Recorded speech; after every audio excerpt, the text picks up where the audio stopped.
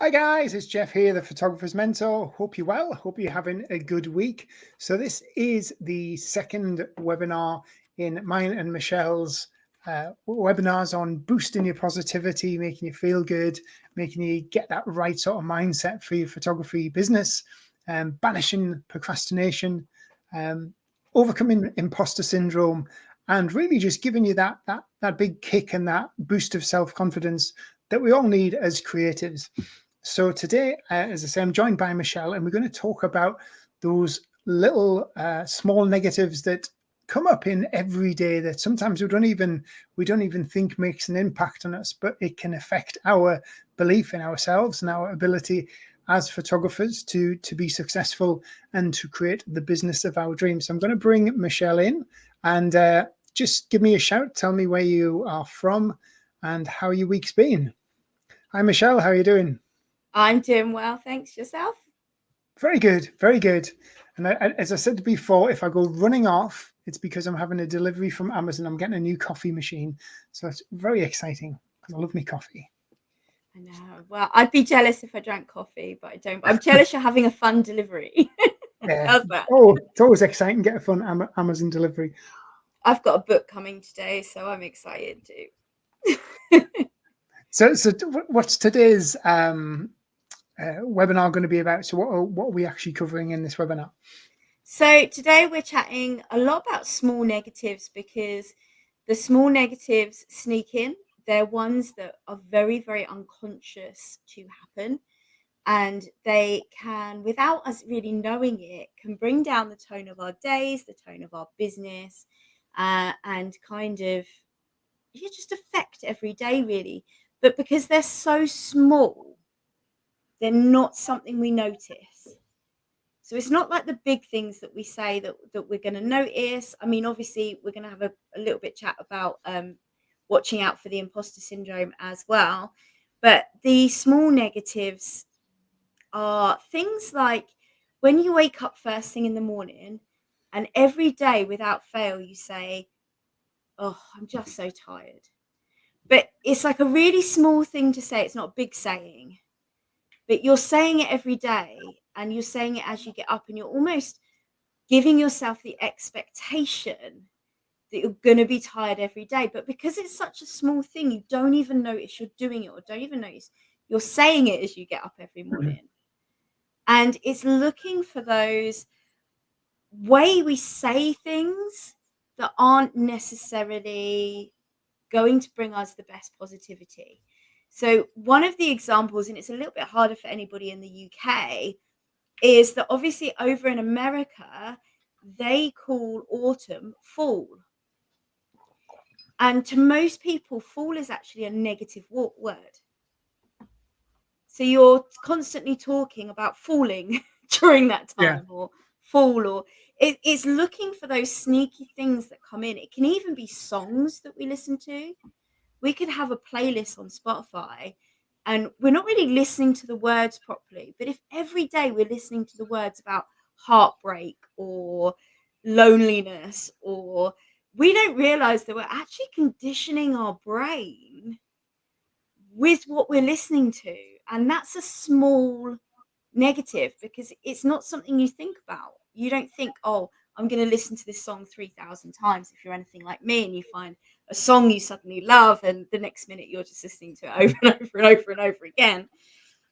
But when we don't consciously sit there and think, oh, actually, these words we're building into our subconscious brain, because sometimes we're not even listening to the song, but the subconscious brain is still listening to it. They're listening to these songs on cheating, and then it's instantly, oh, well, everybody cheats, or we're bringing cheating into our lives, and our inner thoughts and our subconscious create our reality and create our expectations. And we're just not sometimes aware of these very small negative things. There will also be words that you always find you say, I can't, I don't, like there'd just be a habit, and it might even be about something that you don't feel is necessarily negative, but you say it a lot without realizing it. And Yeah. it could Very even true. be, I don't know, you go to cook dinner every day and you go, the oven's dirty, I should clean that. And then it sounds silly because it's not necessarily a positive or a negative. But Mm, as you say it every day, you then start building up a negative enforcement about it because you're almost having a go at yourself every day because you've forgotten again. mm, But it's such a small thing that you just don't think of that would affect your subconscious brain. mm. That makes It's like that old. I remember speaking to a personal trainer and a fitness coach, and it's your mindset around food, and you can convince yourself that you can't walk past the cake shop. Of course, you can walk past the cake shop, but then you convince yourself. You see the cake shop, and then you're like, "Oh, I've got to go in." And before you know it, it's that 1 second action or 2 second action where you actually purchase the cake. You're stuffing it in your face, and then you spend the rest of the day being miserable. Now that could have been avoided. You've just now created a habit where you think that, but you know perfectly well you could walk past that cake shop. And again, another idea I think with us in the UK is the weather. People instantly, if the weather's crap, then that spoils your day. It ruins you. Oh, it's a crap day outside, or it's really depressing day outside. Just because the weather's not great, it doesn't mean it doesn't it has to be the same indoors. In fact, it's sometimes great going out when it's chucking down with rain. You can have fun, and be a bit of a kid. I love going out and getting drenched with a dog, but I think it's your conception, how you look at things. Now, I've always, for the past 6 or 7 years since I had a big setback in my life, always tried to look at the absolute positive of everything and stop these little things, like you say, and not using the word try. Say, I'm going to commit to do this. I'm going to commit to losing weight. I'm going to commit to posting to social media instead of saying try, because try it's a very weak word, isn't it? Yeah, I always say you can either pick up a chair or you don't pick up the chair. There is no trying. Mhm. Yeah. And that's kind of how I look at the word with try. But try is a word we use all the time. And I love your weather explanation because if you're based in the UK, I don't know about other countries, but something about the UK has us all moaning about the weather. We will literally Mm. say it's too hot, it's too Yeah. cold, it's too wet, it's too grey. It's like literally that's Mm. all we do. And that is a small negative because that is something we've been brought up to do every single day because our parents did it or the people around us do it all the time. Literally, you've got nothing to say to someone in a queue in the shop. What do? You talk about the weather. Yeah. Yeah. It's just what we do over here. And Mm. that is a small negative because instantly you will moan about it because that's what we've been brought up to do. Mm. But that's so small, you won't think it's going to affect you, but it actually does. And And, that's what we're and looking at. sometimes you think one thing, and it is when you have that, when you start becoming fixated, like I thought, and I know you are as well, fixated on positivity, you start to realize how stupid things are. And I remember, it was last weekend. I was driving down to drop my daughter off, and I called into this little cafe to get a couple of coffees. And the guy in front of me, there was somebody in front of him, and then he's this lad gets served, and then this girl is taking a little bit of time, not too long, maybe just a few minutes doing his coffee. And then she asked him again which cake it was, and then she was, "Oh, we don't have any of those. We've got this." And he turned and he rolled his eyes and he looked at me and he says, "This is absolutely ridiculous." And and I just wouldn't engage because I'm like, "No, it's not ridiculous. They just don't have any of those cakes left. What's your problem?" It's like, but then he could escalate that. He can go away feeling bad and then ruin the rest of his day. And when you look at how annoyed or how upset people can get, how they can, like you say, these little small negatives can turn into bigger things, and let everything from that tracking point go on to just solidify that you're having a crap day. Yeah, When 100%. It really, really can. You know what's going to happen right now, guys. Jeff, keep talking for a second because my book's here. It wasn't yours. So yeah, no problem. So funny, one thing that I've been talking to some of my clients about, and as photographers, I don't know whether you do this or not, but if you do have your prices on your website, do pop it in the comments. Let me know if you have your prices on your website, because when talking about small negatives and how small negatives can ultimately um, affect your business, and ultimately affect how you feel about yourself, and ultimately effectively feel about you as a photographer, on your ability to do stuff, and on your sort of, imposter syndrome that happens quite a lot with photographers. If you don't have your prices on your website and you start getting inquiries from people who ultimately are maybe not your ideal client type, and they say, right, can I have a headshot for $50, or can I have a portrait session for £100? What happens is those little inquiries where people are sending you inquiries through, but it's for a very small amount, you start to doubt yourself. You start to think, oh, I'm only attracting the wrong sort of clients. And then you start to think, no, maybe I'm not worth this. When you do have your prices on your website, that overcomes one of these small negatives. You stop receiving those inquiries from people who aren't your ideal clients. And it's these little reinforcements, when somebody says, oh, you're too expensive, then you start to think, oh, maybe I am too expensive. Now, you don't have to have your full prices on your website. You just have to have a from price on your website. And what that does is that shuts off that channel of negative comments that come through. And somebody says, what has this got to do with photography? Well, it's got to do with business. It's got to do with running a business. We're talking about positivity. We're talking about mindset, doing things that put you on a more positive footing. And if you don't have a positive footing, if you live in the negative, if you live in a very unpositive way, you're going to really struggle to grow your photography business and to expand and to reach the goals that ultimately you want to go. And you're back. You got your book. 100%. I am. I've got my book. It's with the photography side of it, saying what's this got to do with photography? You can't, without the foundations to having a good inner reality, you can't have a great outer reality, which includes your photography, your business, responding to clients in a positive way, not letting the negative affect you, not letting imposter syndrome affect you or affect your business. And a lot of people, if they don't have the right mindset, they actually end up quitting their photography business way ahead of where they could have been successful, or they charge and undervalue themselves because they don't believe in themselves, or they find themselves having negative days, and it just affects how they respond to things. So when you're in actually a negative mindset, you can find that you won't respond to emails that day, or you don't feel like editing that day, you don't feel like doing the marketing, because you're in a down low spiral where you just feel super negative. And it can affect your productivity, your procrastination. It can affect your money and your abundance, to whether you actually have a positive mindset around money or you have a negative one. So everything that we do relates to running that photography business in a way that stops you.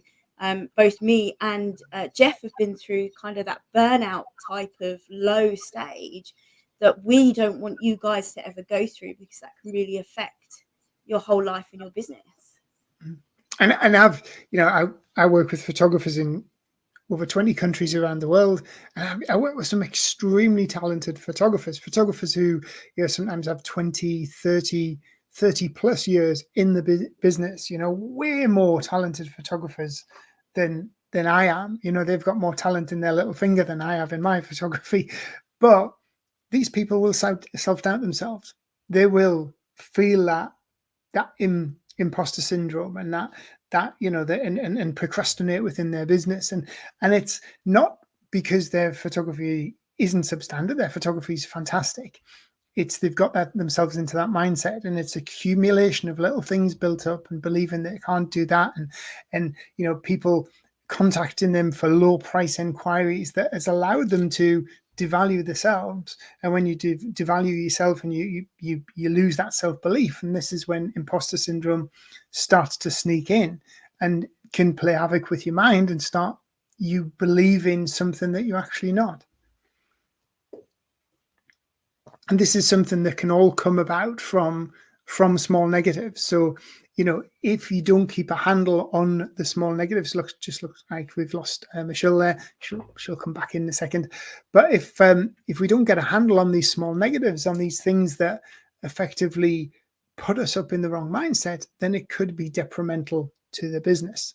And ultimately, we need to keep that positivity, because when we're positive, we're focused, we know what we're going to be doing. It helps us when you feel positive and when you feel focused, you can achieve your goals a lot easier and a lot quicker. So you have to be in the right frame of mind to be successful.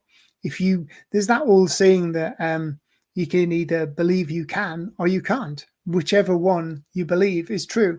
If you believe you can't do something, you won't do it. If you believe you can do something, you will do it. So ultimately, you have to be in the right mindset to work through and improve your business and grow your business, because if you're not, you're going to struggle to get to your goals and you're going to struggle to reach what you want to achieve. So it's a case of putting a handle on these things, understanding where these little small negatives come into our working days and how we can stop them, switch them off, and be a lot more focused. And like Michelle said, using the word try is a very non-committal. You want to start challenging yourself, saying things like, I commit to do this. Once you get into, like last week, we were talking about morning routines.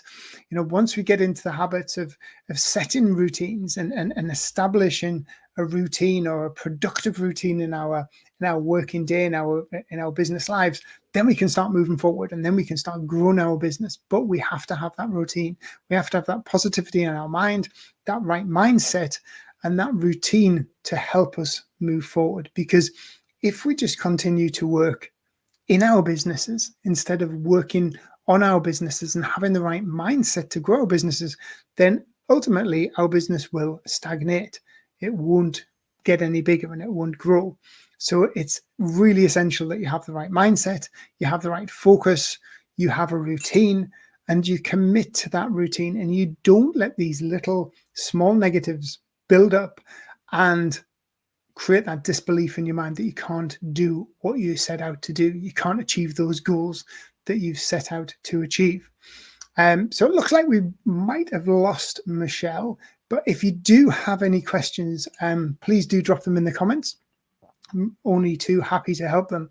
But yeah, this is something that we need to, as I say, we need to get a handle on our mental focus, our goals, where the direction that we want for our business, and make sure that we're positively reinstating these goals and reinstating that positive mindset on a daily basis.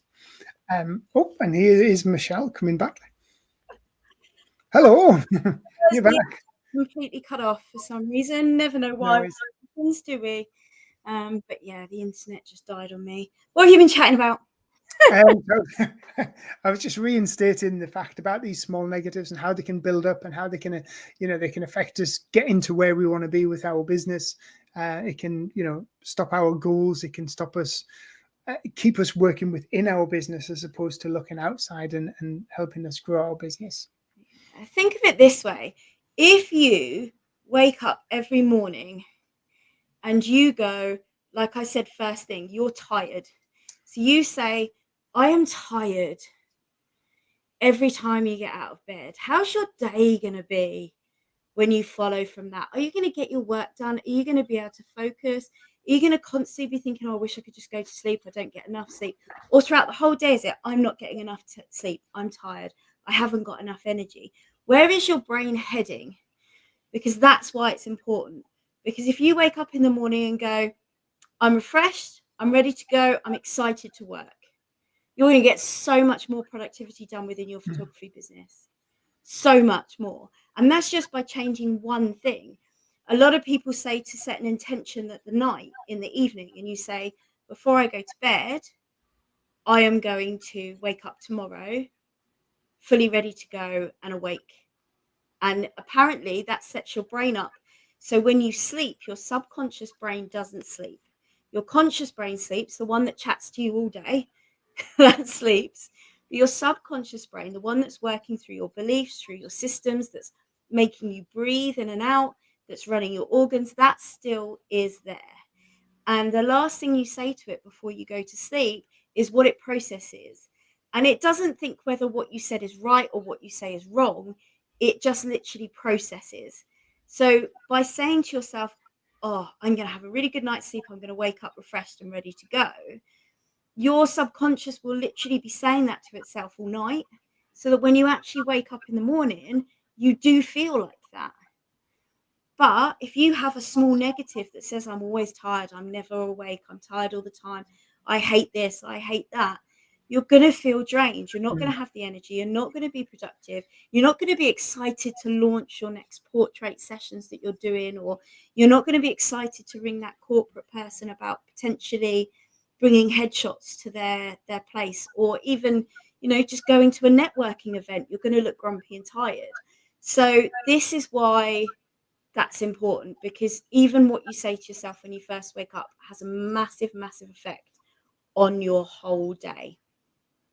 There's a good comment coming there, and this can, I suppose, have an effect, like in your mind of how do you react to critiques of your work. Well, I think there's a difference between critique and a difference between criticism.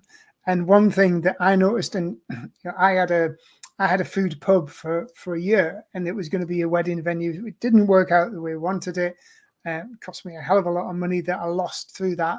But one thing you notice about hospitality trade is there's plenty of people who are prepared to criticize you, but a lot of people just want to criticize just for the sake of criticizing, because they're those sort of people, or people will give you non-constructive criticism in an attempt to try and get a discount off the bill. Oh, that food was crap. Well, what was crap about it? Oh, it was just crap. It was useless. It was horrible. Now, those people I wouldn't really entertain. People who would, I want a discount, I want some money back. It was crap, but you ate everything apart from 2 peas. But then anybody who gives you constructive criticism, yeah, that food was nice. However, I think the chips were just a little bit too overdone. It was too, or a bit too crispy. You can take criticism, critiques to better the service or better the product that you put out there. And that is, if you think of all big companies, a lot of big companies will beta test or will actually test the product, hit the market, hit a selected region of a market to try it, because the best thing to improve a product is customer feedback. So critiques of your work in a positive way for feedback are essential to business growth. We need that. However, criticism for the sake of criticism without any valid point, it might even be a competitor or another photographer who just says, oh, your photographs are crap, or that's rubbish. That isn't criticism. That is, that's not helpful. If it's not helpful, you're not going to get into. And unfortunately, within the photography industry, I see a lot of this inside not private groups, but these open photography groups, Facebook groups, and people are putting pictures in, and then you get in some know-it-all who just likes to mouth off and talk about how good they are, criticize, and they get off on criticizing other people's work and then boasting about the kit they've got. They don't bring anything helpful to the table. They just want to boost their own ego. And I think that's a big difference between critiquing and criticism. Sometimes criticism is just somebody wants to feel good about themselves and elevate their own standing. It's nothing to do with helping you get where you are within you. And I think, one of the best places to have your work critiqued is some of the professional associations where you can have your work critiqued by a fellow mentor who's a specialist landscape or a specialist portrait photographer. And also with these professional associations, because a lot of their Facebook pages or groups are part of a paid community, you get a different sort of people in there, because they have a professional mindset because they're paying to be in that group, as opposed to a lot of Facebook groups where you get just any Tom, Dick, or Harry on there who likes to blow their own trumpet and stuff, because social media can be quite a negative and nasty place. It can, definitely. I mean, critiques rather than criticism. The critiques I love. I actually handle them really, really well. And I've had a few people who I've paid to mentor me on my imagery, and they're like, you can argue with me. And I'm like, no, it's completely valid. You're telling me why. You're telling me how to adjust it. You're telling me what I need to do to improve that. And depending on what you want to gain from your photography, you have to be careful as well. So, if you're being critiqued by a judge and you specifically want to get your qualification, it's really, really important that you listen to those judges, because you're going towards a goal of qualification. It's different. Your qualification images and your competition image will often be very different to your everyday work with a client. And that's something to be aware of as well. What level you're being critiqued at and what it's for and why you're being critiqued. Because they are two different levels. They do say shoot for client, shoot for show as two different sets of images. But criticism itself, like when someone comes at me and they say, oh, I don't know, I get criticized. I don't know if it's criticized or critiquing, but about my wording, because I'm dyslexic, I get it all the time. I just laugh. But I don't see an issue with me and my work. I see an issue with the person that's done it. So if a person comes on and they've done it before, they've done it on my business pages. It's not even just in a private group. I've had photographers try and give me criticism on my work on my business pages, and I'm like, well, that's not what I was doing. This is client's work. The client can see your words. Go away. And usually I message them privately, more because I am not worried about what they say about me, but I'm worried about what they say about my client, and how my client will feel, not how I feel. But also, I don't know if you've ever seen this video that goes around YouTube, or I don't know if it's YouTube or Instagram where I saw it, but it's like people gather up trash all day. They've had a really bleep day. That was me swearing. And they've taken all this stuff, like the cake you mentioned earlier with that guy who had a massive uproar because of a cake. And he is putting in this rubbish bag, this bad cake, the fact he's had an argument with his other half that morning, And then he's seen your work, and he happens to be a photographer. And he's gone, do you know what? Have my rubbish. I'm going to be angry at you. I'm going to not criticize, but proper nasty words on your image. And I'm emptying my trash bag on you. And that's how I kind of look at it. I look at the other person is so unhappy, so angry, so sad, has so much stuff in their life, that if they were a happy person who was actually aligned and happy, they will not do that. That person's never going to be a happy person. That person's always going to be a sad, unhappy person because of what they're doing. And I don't know if that makes sense. And it's kind of a weird way of looking at critiques, or criticism rather than critiques. But I almost just send them some love. And I go the complete opposite way. I don't get angry anymore. I'm just like, do you know what? I'm just going to send you some love, and I'm going to respond really nicely, which you're not going to expect because you're not going to expect me to be nice. And I was just say, I might say thank you for that, but could you actually critique it? Is there anything you'd actually change, or tell me how you change it? Or I just say, thanks, have a great day. And they will literally sit there going, because they almost want you to fight with them. They almost want to get in a keyboard warrior moment. Yeah. And I think, we had this in the pub a lot of times, if somebody complained about something, you would go over and say, so they would instantly say, I'll go and get the owner. So it would come over to me or my manager to go over and deal with this, that it could potentially be a conflict if it escalated. So you go over and say, I'm sorry that you feel like you've had bad service and poor quality food.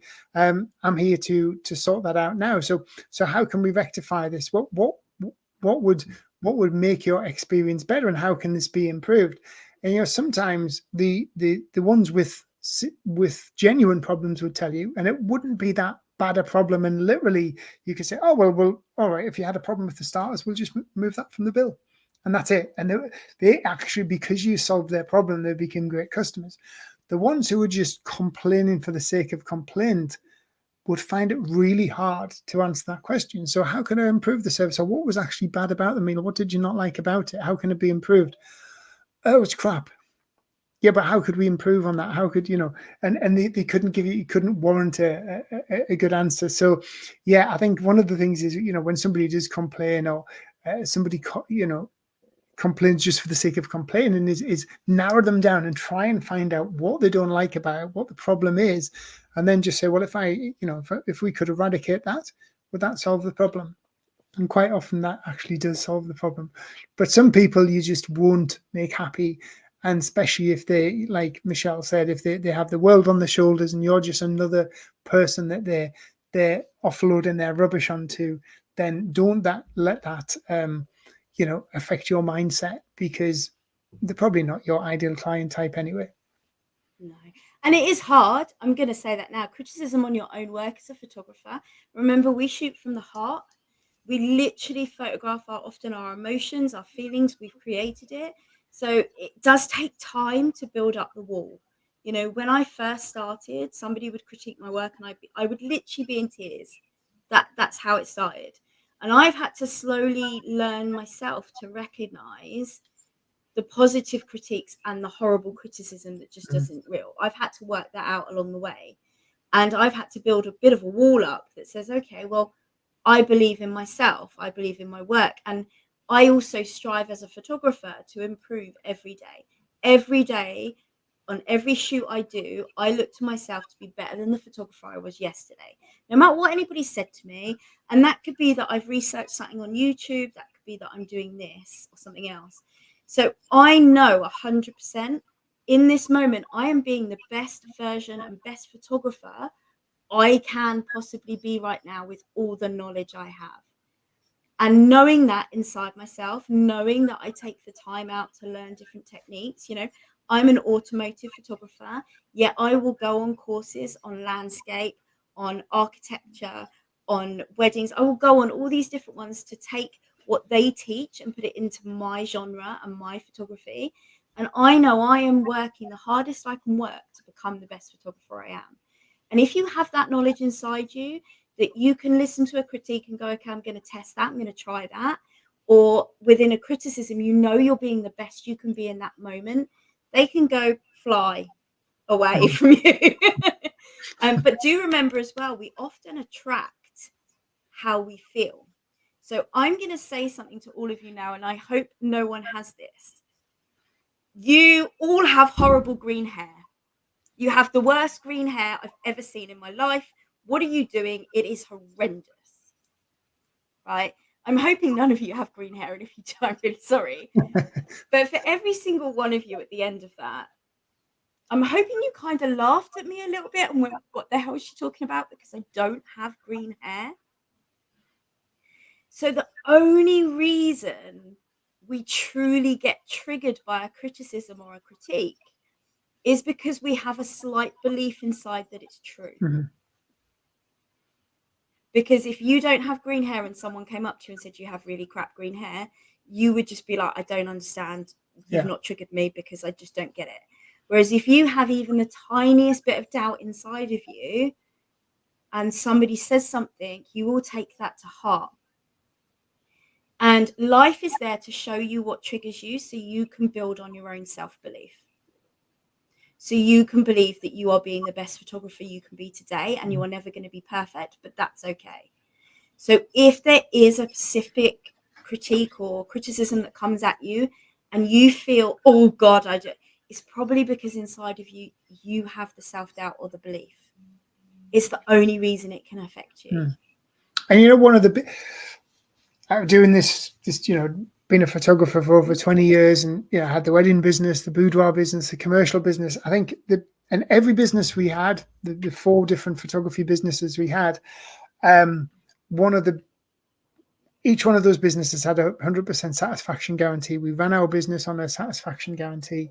And, you know, a lot of photographers used to say, well, how can you offer a 100% satisfaction guarantee? I says, well, you know, if you're a wedding photographer, you shouldn't go out there being ready to photograph a wedding if you're not 100% confident in your abilities, because you can't shoot that again tomorrow. It's not like being in the studio.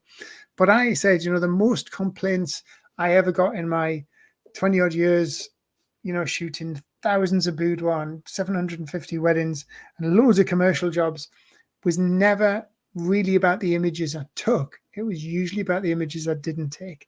Found that happened quite a lot of times in commercial and a lot of times in weddings.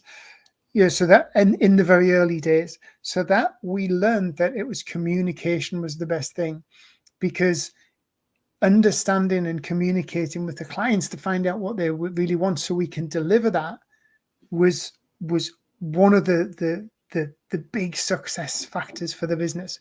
Speaking the client's language, understanding what's important to them, understanding what they want from your services, because you might give them a really good photograph, but it doesn't correspond to what they actually want. Or you go to somebody's wedding and you don't take a picture of Uncle Charlie from Australia, but if you're not told and you're not communicated, you can't go and get that photograph of Uncle Charlie because you don't know who he is. So I always say sometimes it's, it's not the photographs you take, it's the photographs that you don't take. So it's all about understanding what a client wants, and that communication, because communication can be is a big tool for eliminating a lot of criticism and a lot of false delivery. I'm just reading what I really like Jonathan's comment. It's true in some ways. He's just basically said that saying shoot is such a negative word, and in no situation is it seen in good unless you're hunting. So it's important to think about how we talk to clients, and that I actually think is a location thing as well, because in the UK it's a very comfortable. There is no negative association with it necessarily as such, but I think there is areas in the UK, like maybe if you were in London, that might actually be a big thing. But I know in America the word shoot is really not a nice word at all in the American, using it over in America, and it is so true. I mean, I know on my website personally, I actually don't use the word shoot on. I probably only have used it when I'm talking, because on my website you won't find it. You'll find photography experience or commission or anything like that. Now, I actually personally I don't use the word shoot. I find it very low end compared to my high. It cheapifies you. And I say that to photographers, I say never sell a shoot, sell an experience, because it is all about the experience as well. People, it's not just the end product of the image, it's the whole experience of enjoying it. And that's why a lot of these companies sell experience days, where you can go out and have a quad biking day, or a bungee jumping day, or or a makeup pamper day. It's the experience that they're selling, and a photography session or photography shoot, as you said, that that is an experience. So you're talking about the whole experience that comes to it, not the actual shoot bit, the taking pictures bit. But it is true. It is a negative word. So you're 100% right, Jonathan. Now I'm gonna have to try and be careful I don't say it too often. So yeah, it's definitely 100% a way to sort of change. But I would always say, photography experience. I would, with my clients specifically, shoot wouldn't be a word that I use. And then, as an American, most people don't view shoot as a negative word. That's interesting, because recently I've seen some real debates from a few people that live over there that they want those words changed, which is the only reason I said it. And maybe that's just my awareness, but in some specific groups I've been in where we've been discussing CMS systems, so the customer service systems, they've been asking the word to change. And there was a big debate, because it was basically a lot of people over in America actually wanted the word changed, and the people in the UK were like, no, we're okay with it. So it's the only reason I said it could be a bad word over there, is because that's been my perception for what I've seen within the photography groups. And I found that quite interesting recently, because it's a big thing that's come up. But I think the other thing is, whether you call it a shoot or you don't call it a shoot, ultimately shoot sounds less premium than experience. Yeah, so definitely. It's all about making your brand high end and selling the experience to people, selling what they're going to get from it. Yeah. I think, everybody's slightly different, but then if we avoid some of those negative words, like we say, and we become a high-end brand, we're not going to use them anyway. I just wouldn't be using them on a high end, and I don't with my clients, like you say, because it's experience, and it is like, mine's a 3-4 hour session. So it is much more of an experience for them. So yeah, it is interesting. I think it's fascinating to know what words do have a negative thing and what have a positive thing to different people. And I think it's the thing with everything. You remember, we talk about the little words, and increasing reducing the small negatives, but you can also look at increasing the positives as well, and dropping in words that make you stand out and make you feel completely different, and your brand and your business. So you could be, you can be a headshot photographer, so you're a headshot photographer, or you can be a a high impact headshot photographer or a standout headshot photographer. You can be a wedding photographer, or you can be a bespoke country wedding photographer. You can sell wedding albums, or you can sell handmade Italian wedding albums. So, these little words, when your clients read those words and they see them within your brand, you don't sell a photography shoot, you sell a memorable photography experience for all the family. It's these little words that create these positive triggers, help people visualize things, and ultimately make your brand more premium and more positive and more connected to the client. So you can take it the other way and start putting little positives into your wording, into your marketing, into your branding, into your mindset. So you're not just a headshot photographer, you're a premium, a standout headshot photographer, or you're a high impact headshot photographer, business portrait, or you can be a business executive business portrait photographer. It's all about getting those extra words in and trying to elevate people's preconception and perceived value in your brand and what you have to offer. Yeah, 100%. It's a brilliant way to do it. And I think looking at where you can change those words, like I said, even within business, 100% important, luxury albums, all of this thing. And then it's also doing it within everyday stuff that you say and making sure, a silly thing like, I'm going to use coffee as example now, Jeff, because you're getting a delivery. I have to have my coffee every day, otherwise I can't function. I just love coffee and I'm going to enjoy this. Like there's two different ways that's taken. One is an exhausted person who's unhappy, and one is, this is amazing, this coffee is lovely. And that change your mindset for the whole day, for business, for life, for anything, using those words. What can you use instead of shoot within the commercial realm? Just For commercial instance, photography.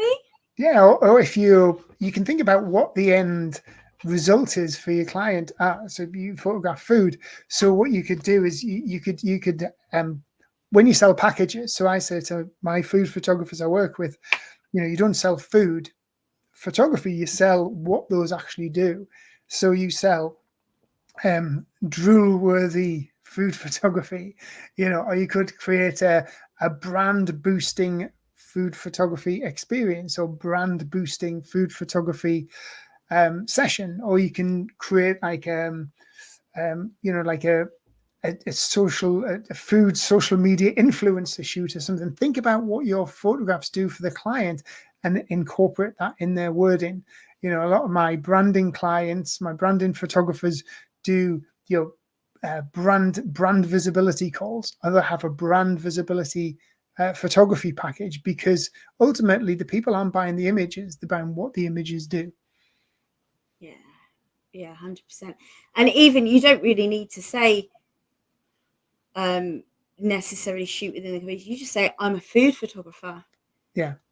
And it's what what you sell. I photograph food. Yeah. You can take it simple with, if you just want to lose that one word. Yeah.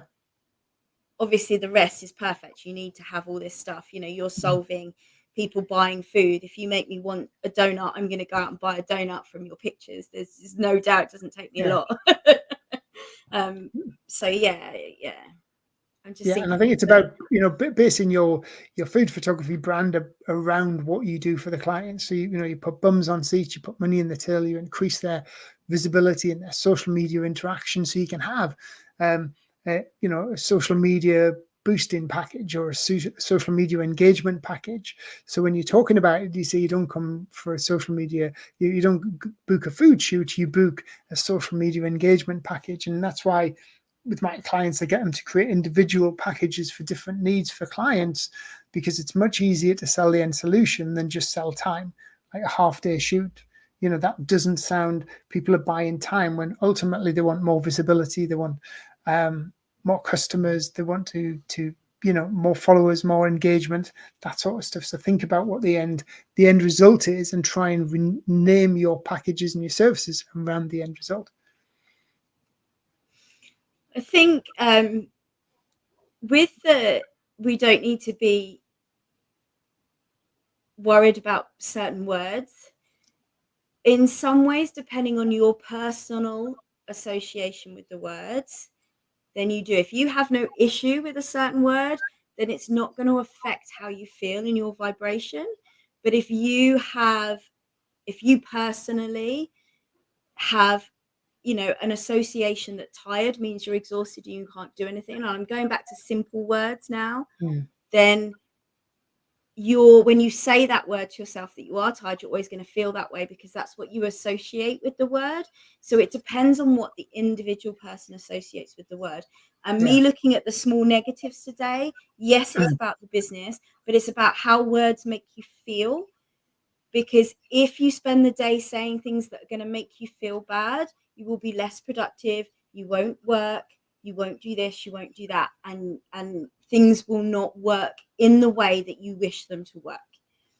Whether you have an association with specific words, or you feel that the specific word doesn't have any association, that's where it's different for different people. But what I want people to think about is the fact that things they're saying to themselves daily, like, do you know what? I've heard photographers go to me, every single client tells me I'm too expensive. Actually, one client told him it and 5 didn't. But they've spent the day concentrating on the one negative thing. And then that's affected them every time they've had an inquiry, because their new expectation of what's going to happen when they get an inquiry is they're not going to book because they're too expensive. And that's come from one small negative, because maybe 10 people booked and one person didn't. And this is what I really want to get to today with you guys thinking, rather than, yes, for some of you, shoot has an association, and for some of you, it doesn't. Come back to what the feeling of certain words will make you feel and what effect that will have within your business and within your life, because it will have an effect. And let's look at it from that perspective. For you, it doesn't have that offending. For someone else, it does. For your clients, it may not have that offending, because that's fine. That's who your client is. And for somebody else's clients, their clients are different, and it does. Again, depending on high end or low end, we're all different, and we should, we are all different people. So, and I think, if you create that, if you create that brand, if you have a premium brand, you have a qualifier price on your website, you sell what you actually physically do, you narrow down the number of people who are going to inquire to the right people. It's like Tiffany's don't get people who are going for costume jewelry. They just don't get them. They don't get emails of people asking for a bracelet for $10. But it's about directing your offering to the right sort of people, and giving them the positive message, the positive vibes, selling what you can ultimately do for them, qualifying them with price, so that when you do interact with clients, you're speaking to the right sort of people. People who have a high value in what you do and appreciate what you do and will invest money within what you do. And that's ultimately what you want to be doing. You want to be attracting yourself to the right people, because if you're attracting yourself to the wrong people, you're not going to, no matter how good your work is, they're not going to invest in you. And then that becomes, a negative that you just, I can book a call with somebody, and I always try to go into every call with a positive outcome in my mind. And you could look at somebody's website, or you could read somebody's inquiry and think, oh, they're not going to be able to afford to join my program, or they're not going to be able to.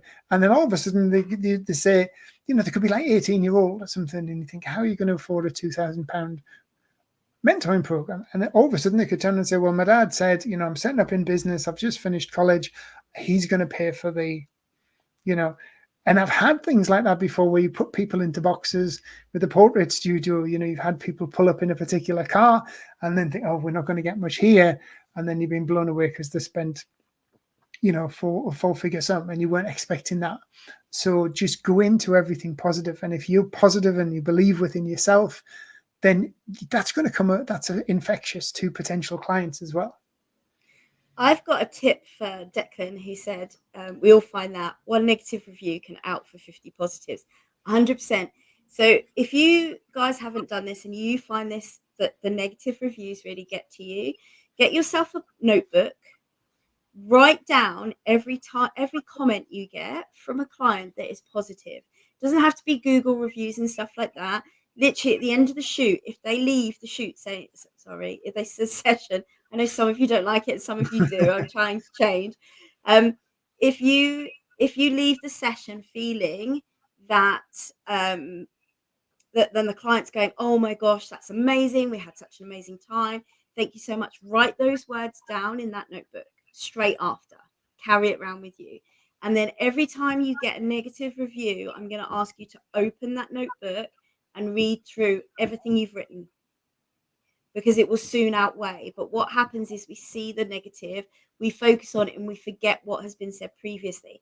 Whereas if when we get that negative review, we open the notebook and we read the positive then goes on top of the negative and it starts replacing it. So it's a really good way of switching your mindset from that one positive review to all the good comments you've had. And that can really, really help. It's something I had to do for quite a while. And it's funny, like that, the power of the mind and how the mind can totally change something in like a fraction of a second. And give you an example, when I was going through some training in the military, when I went to do a leadership course in the military, one of the things we did, we got put through this sort of grueling sort of run with the fitness staff, the fitness training staff, and it was about an 8-9 mile run, and we ran all the way around, coming back down the hills towards camp. And obviously, when they saw camp, everybody upped the pace, even the people who were at their sort of, they were on their last legs. They managed to get a step in the stride because they saw camp was then, that's it, this is the end of it, because we didn't know how long this one was. As we came down to the camp, we got about 10-20 yards from the camp. The PT staff shouted, right, guys, we're going round again. We just run this horrendous, right? And we literally, now on that particular course, they had this thing called the jack wagon, which is if you wanted to pack in, you just stopped, put your hand up, and you went in the back of the Land Rover, and that was you finished. You were off course, sent away. You didn't get your qualification. You didn't get your pay rise. The guys said, come on, we're going round again. And soon as that guy said that, about 4 or 5 people dropped out, and a couple of these people were at the front, and these were the fitties. We ran about 400 yards up the road, and the PT staff got us to double back and go through the gate. And those 4 people who dropped out, they were physically there, but mentally they weren't. They could have went around again, but mentally they were the mind. And just because of that word, come on, we're going around again, they thought, oh, we can't do it. I can't be bothered. And they dropped out. And that was never the intention. It was to test your mental ability, whether you had the mental strength to think about going around again, or whether you were just going to drop out and quit. And that straight away got 4 quitters like that who were in the Land Rover and finished and taken off the course. And I bet once the first quitter had said, no, the others felt brave enough to go, nah. If everybody had gone through, I bet no one would have. That's right. I love that with the post-it note that says, I'm a fabulous photographer and I can't wait for all the opportunities coming my way. Absolutely love it. It's a brilliant thing to have on there. You could change it a little bit, because you've put, I can't wait for all the opportunities, which means you could constantly be in a state of wait or waiting for it to happen. You could put, and I enjoy all the opportunities that come my way. So it's just being very, and it sounds like a really silly word change, the waiting to I enjoy. But my friends caught me out before where I'm like, eventually I'm moving. Well, I'm going to be moving. She's like, Michelle, you need to stop saying eventually or not yet, or like, no, I am moving. And it's those little tiny words that actually we don't realize our subconscious thinks, well, we're constantly going to wait for the opportunities then. And it's such a silly thing, but it's just something that and a little thing that you put me onto, Michelle, from that book you recommended, I think it was the Power of the Subconscious Mind, and something I've done for about the past 2 months since reading that book is every day when I walk the dog, I listen to I record where I am with my goals in the future. So if I'm already there and already living them, and I listen to that, I record it as a voice note. It's about 3 or 4 minutes long. it's my future life, but actually on this moment, I'll listen to this.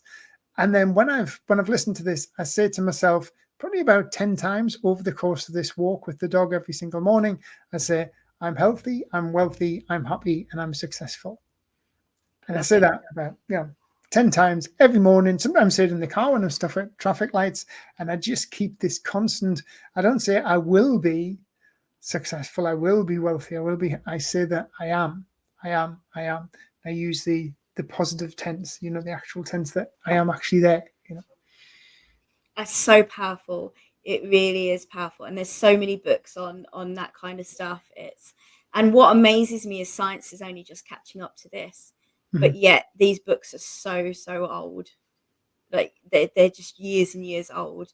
I do the same. I have my journal. I like to actually physically write my I am statements down. So I'll be like, I, Michelle, I'm successful within life and business. I, Michelle, and abundant, whatever it is, or I am. One of the things I've had to work on is I am chosen, or I am a writer. That's been one I've been working on recently, because that's something I'm having to change my identity. And everything starts with your identity. Even your habits start with who you think you are. And this is an extreme example because I know smoking is an addiction and it's hard. But if you say, you go to quit smoking and you go, somebody offers you a cigarette and you go, no, sorry, I'm quitting. You haven't yet changed your identity, which means you can go back to being a smoker. Whereas if you turn around and you say, sorry, I don't smoke, that's a change in who you are, which means you no longer smoke because you are not a smoker. I am someone who goes to the gym now. I wasn't pre-November, but now if someone asks me, I love the gym, I go to the gym regularly. That's who I am. And your identity is almost the base for everything that happens after. Your habits, everything is based on who you believe you are and who you are. But that's quite deep, and that's for a different day. But it's like you said, it's that belief in, like you, I was dyslexic, came out of school with 0 qualifications, even though both my parents were teachers, failed at everything, and then had to redo my English language at the age of 30 odd to get into the intelligence services with the military, and never thought I could ever write a book. That was always the thing. I can't write a book because I haven't even got English. I'm dyslexic. Now I'm 3 times best-selling author. I did that one hurdle at a time. I decided that was going to be one of my goals. I envisaged myself writing the book, and I envisaged that book becoming a bestseller. And now I believe that I am. I actually am, but I've done it. I've done it and I've achieved it. But if I'd stayed in that mindset that I couldn't do it and I could never achieve it, because I was probably in a case where most people would just allow that, being dyslexic and not having a qualification, to say, right, well, no, that's not for me because I haven't done a master's in English language, then, you're not allowing yourself to progress and get over it, So it's like where, somebody who is 10, 15 stone overweight can still go to the gym and lose that. They all have the ability to change we all have the ability to change who we are and what we want to be. We just have to have the right mindset to go forward and do it. Nobody is born an athlete, a best-selling author, a multimillionaire. They all have to work at stuff and build up on that. Just some of us are better build than their others. identity into that person. And it's so important. Just quickly, I know we're coming close to finishing, but obviously our title had imposter syndrome in it. And everything we've done today, even though you don't realize it, is about imposter syndrome in a way. Because imposter syndrome itself isn't the issue. Imposter syndrome is actually human nature. When we do something new, when we create change, we're not comfortable. So we feel like an imposter. So we're looking at that from the imposter syndrome side of it. And it's a natural reaction to change, to something new, to trying a new genre of photography, for being in the photography world. What happens that creates the imposter syndrome to become an issue within our photography, within our business, within our lives, is that we actually end up creating negative thought patterns, negative thinking, and those little negative habits that attach to the imposter syndrome. So instead of just going, okay, this is natural, I'm changing something, I'm challenging myself, and I'm growing. So I'm not feeling comfortable. This is going to be an uncomfortable time for me because this is what's happening. You then add into it, I am not good enough. I can't do this. Why am I doing this? I'm going to use the tired one. I'm too tired to do this. I'm never going to be good enough at this. My teacher said I'd never be good enough at this. And that's when the imposter syndrome comes in and ruins what we have within our business, within our lives. You know, Jeff could easily, he did not feel comfortable writing the book, I'm sure, your first one. You could have easily given in to everything you've been taught as you grow up from a mindset perspective. And then that's when the imposter syndrome would have become a reason to not write the book. But instead, Jeff went into it by saying, okay, I'm going to give this a go. I'm going to try it. I'm going to push forward. I'm going to do X amount of hours on it each day. And I'm going to work through the imposter syndrome instead of allowing that negative voice to attack him, because we all have that little, usually louder than the happy, positive one, but we have that negative voice that comes in that would then tell you can't do it. And that's when imposter syndrome becomes an issue. Imposter syndrome itself, which is the word of this year or whatever, the last couple of years, is human nature. You're always going to feel imposter syndrome, like you're not good enough when you try something new. Just don't allow your brain to run with it and give you more reasons and more negativity to not do it. And that's where all those little tiny small negatives we chatted about today, if you're not mentally strong with positivity, then you can't move forward with it. You will stop yourself. You'll find it harder to get through the imposter syndrome, because if you're constantly negative all day, even without the imposter syndrome, you bring in something you feel uncomfortable and you're just going to make it 20,000 times worse. So really just think about that. And this is something that you will be covering in your 5-day photographer's Free mindset workshop. Yeah. Can you Yeah, see I that? Have I got that on cannot wait. screen? I can. It was on the 20th of March for 5 days. We're going live every day. You get worksheets to work on your mindset to get you started. I'm hoping to have a couple of guest speakers as well. There will be competitions and all sorts of other fun things going on as well within the group. So you can just pop on there and reserve your space. I will say I've got it up here, but I've also got our societies talks, both of ours. So if anybody is going to the societies, because it's only a month away, both me and Jeff have masterclasses and business school at the societies convention. It's massive over here in the UK. It's the biggest one this year. So if you're going, also just come and say hi. Even if you see me walking around the bar or anything, it doesn't have to be the masterclasses. It's just great to catch up with people. Definitely. I'll be there from I get down there on the 14th, so I'll be there 15th, 16th, 17th, 18th. So if you are going and you see me, give me a shout. Say, Jeff, fancy a coffee? Or a bit of cake? I'm there from the 15th to the 18th too. So yeah, I'm just looking at your talks. I've been pushing your talks to someone this morning. It's why I've got these up. So what's talking about talks? What's our next talk going to be next Thursday? Our next talk next Thursday is we've done that. Relight your creativity and drive your business forward. How your creativity can inspire a whole new direction. So we're going to talk about the fact that when you become a photographer in business, you often allow business to take over and you stop being the creative photographer that you wanted to be in the first place. The whole reason you became a photographer was because you loved photography. So we're going to pull it back and we're going to talk about how to ensure you keep your creativity and don't lose yourself in the money and business side of things. Brilliant. So and that is next Thursday at 2 p.m. And obviously, if you've joined this late, all you have to do is when this recording's finished, when this live is finished, go back over to my LinkedIn hashtag, which is Creating Successful Photographers. I'll just bring it up on the banner here now. And then click on that hashtag, press follow, and then you will see that in the hashtag news feeds.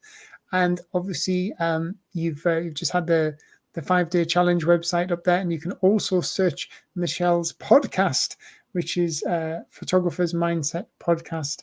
And if you're not connected with Michelle, drop her a connection request as well. Please do. Definitely do. I was going to say something there. I was going to say, and thank you to everyone who comes to these lives, because honestly, we wouldn't be able to do them without you. And having your comments, any comments, is absolutely amazing. Questions, comments, we love it. We love having you interacting with us.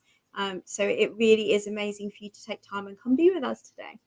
Brilliant. And thing is, we both open to sort of any questions. So, if there's anything you're stuck on, feel free to message us both. I always leave replies via voice clip on LinkedIn. So if you do have any questions about anything, please do just drop us an inbox message. We always get back to people. We are generally here to help.